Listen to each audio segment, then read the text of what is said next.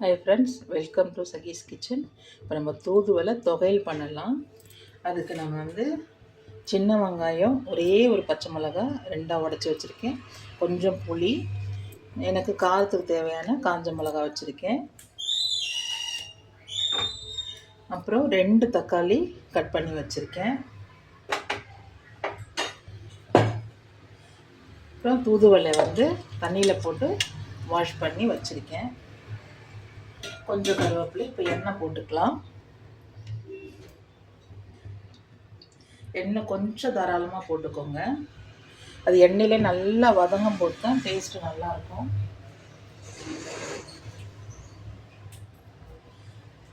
நமக்கு அந்த காரல் வராது.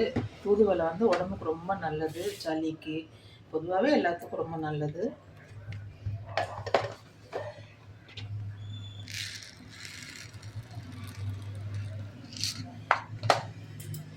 எண்ணெய் காஞ்சிடுச்சு. உளுத்தம்பருப்பு நல்லா இவ்வளோ போட்டுக்கிறேன். வெறும் உளுத்தம்பருப்பு மட்டும் போடும். தொகையிலுக்கு உளுத்தம்பருப்பு மட்டும் போடும். அது கொஞ்சம் நல்லா வாசமாக இருக்கும். கடலைப்பருப்பு கொஞ்சம் மட்டும் போடுறேன், நிறைய இல்லை.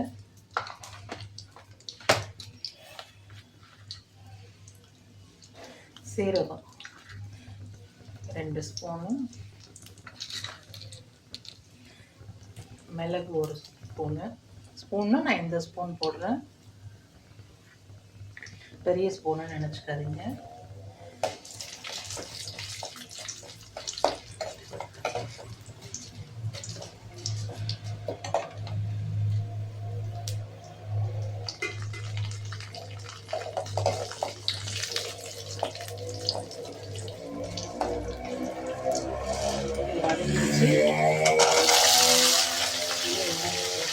புளி மட்டும் போடல. இந்த வெங்காயம் வதங்கின பிறகு புளி போடலாம்.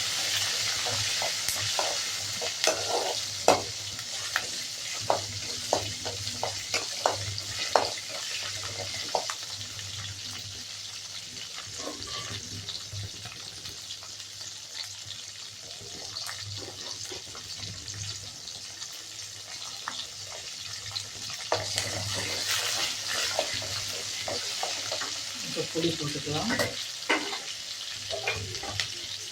தக்காளியும் போட்டுக்கிறேன்.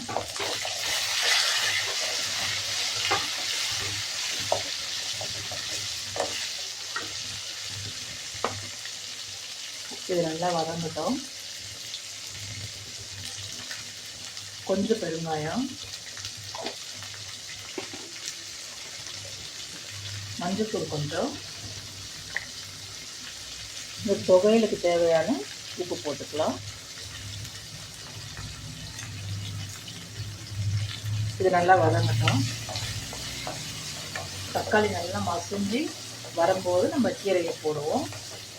இந்த அளவுக்கு எண்ணெயை வதங்கினா தான் இந்த கீரை தொகையில் டேஸ்ட்டாக இருக்கும். இதே மாதிரி நீங்கள் செஞ்சு பாருங்கள். தோசைக்கு, தயிர் சாப்பிட்டுக்கு, ரசம் சாப்பிட்டுக்கு சூப்பராக இருக்கும்.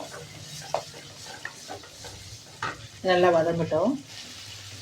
இந்த அளவுக்கு வதங்கிடுச்சு. இப்போ கீரை நல்லா அலசி வச்சுருக்கேன். இதை போட்டுக்கலாம். இது நல்லா சுருண்டு வரணும்.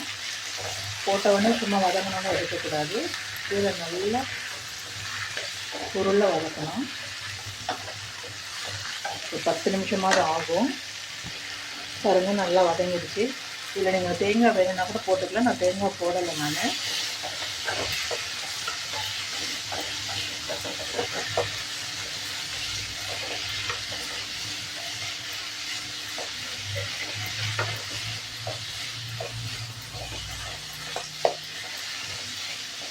உப்பு எல்லாம் போட்டு வதங்கும் போது அந்த கீரையில் இருக்கிற தண்ணியெல்லாம் இன்னும் நம்மளுக்கு சுருண்டு வெளியில் வந்துடும்.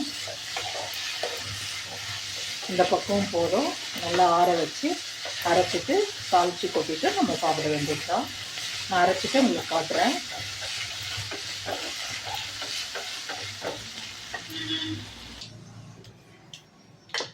இந்த மாதிரி கொஞ்சம் குறைன்னு அரைச்சா போதும். ரொம்ப நைஸாக அரைக்க தேவையில்லை.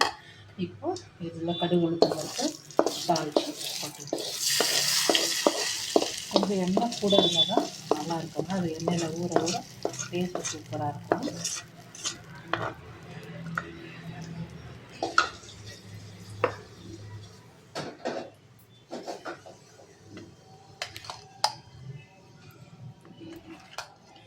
பாருங்க, பார்க்க எவ்வளோ சூப்பராக இருக்குது.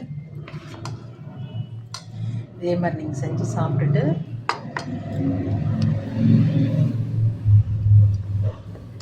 சகீஸ் கிச்சனை லைக் பண்ணுங்கள், சப்ஸ்கிரைப் பண்ணுங்கள், கமெண்ட் பண்ணுங்கள். தேங்க்யூ.